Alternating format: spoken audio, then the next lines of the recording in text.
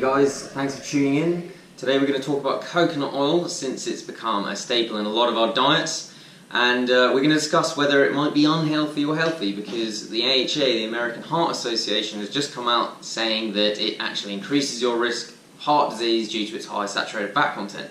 Well, we're going to take a look into that, so let's get into it.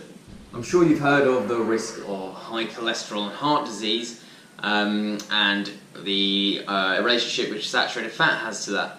Now, we already make our own cholesterol, and we actually need it for the growth and repair of cells. It's actually very important for that. And high cholesterol is actually a risk factor for developing coronary heart disease.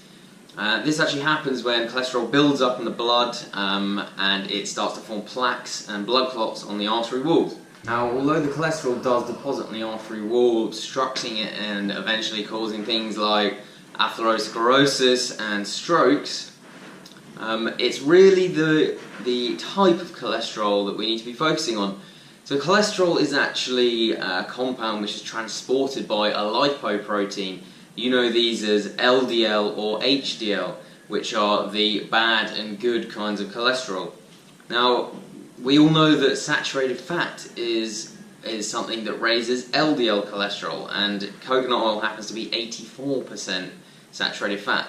Now, here is why you shouldn't be concerned about this LDL cholesterol being raised by saturated fat in coconut oil. There's actually two types of LDL cholesterol. One of them is smaller and denser in particle size, and this one is the one you want to look out for, because it has a greater affinity for the artery wall, which means it's more drawn to the artery wall, and it oxidizes faster, which means that it's subject to the damage which occurs through oxidation. This is what enables plaques to form more easily. Now, you actually form more smaller, denser particles when you eat a lot of fructose. And fructose, the thing, is the compound, it's the sugar, which is found in table sugar. It's found in refined carbohydrates, but it's also found in fruit. What happens when you eat fructose is it actually gets metabolized through the liver and creates fats called triglycerides. So when you have more triglycerides, your production of smaller, denser LDL particles increases. Because LDL is a lipoprotein or a transporter, it actually transports triglycerides throughout the body to cells. So when you have more triglycerides from eating more fructose, you have more small LDL particles. So it's actually consuming a large amount of fructose which drives the production of more smaller, denser LDL particles, which we know have a greater attraction to the artery wall and can be damaged faster, increasing the risk for coronary heart disease. Now, that's not to say that the fructose from fruit is bad, because this is packaged with beneficial nutrients like fiber and other phytonutrients, which helps the regulation and absorption of fructose without spiking the production of smaller LDL particles. But if we talk about table sugar, then we find a far greater concentration of fructose in table sugar without any of the packaging. The same can be said for refined carbohydrates like white flour, because a lot of the fiber and phytonutrients have been removed from this. So this is what hijacks the production of cholesterol, especially small LDL particles. Now there's the other type of LDL cholesterol, which are the larger, lighter particles. These are in fact the particles that saturated fat increases. But we think this is a bad thing because mostly total LDL cholesterol is measured, and there's no differentiation between particle sizes. The larger, lighter particles are actually different because they carry different concentrations of cholesterol and triglycerides than their smaller, denser siblings. So when we diet high in saturated fat, we actually see increases in total LDL cholesterol, and this is seen as a bad thing because LDL cholesterol is a risk factor for developing heart disease. But in fact, a key detail is the particle size of LDL cholesterol, which could be driving the risk of developing heart disease. Interestingly, a study which was conducted on a low-fat diet and subsequently higher in carbohydrates actually showed that the particle sizes of smaller, denser LDL particles increased, whereas the larger, lighter particles decreased.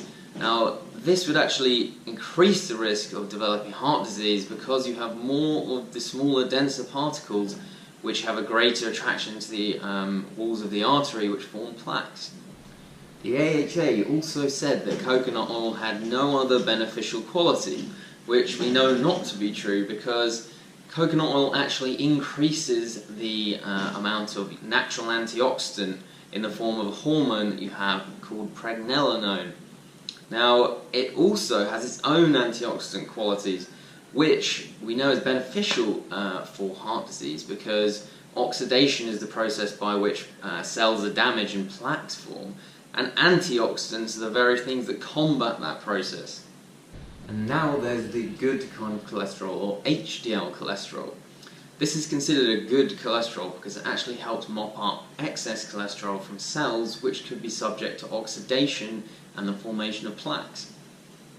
Now, HDL cholesterol itself is quite a strong predictor of heart disease, where lower levels are associated with an increased risk. And interestingly, low levels of HDL are actually also associated with higher levels of smaller, denser LDL particles.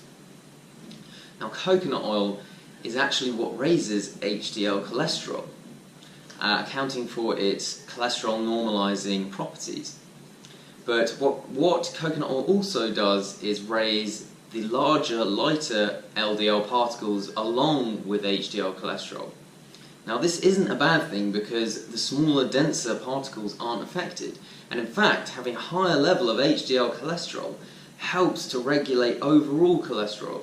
So by having higher levels of HDL cholesterol and higher levels of the larger, lighter LDL particles, this shouldn't be a problem for most of us, considering that the smaller, denser LDL particles are the ones that have a greater likelihood of forming plaques, blood clots, and coronary heart disease.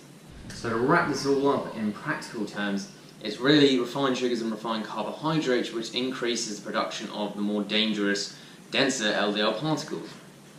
But eating a high amount of saturated fat alongside refined carbohydrates and sugars is not good news either. So in order to get the benefits from saturated fat and cholesterol, it's really important to minimize or exclude consumption of refined sugars and flours from the diet.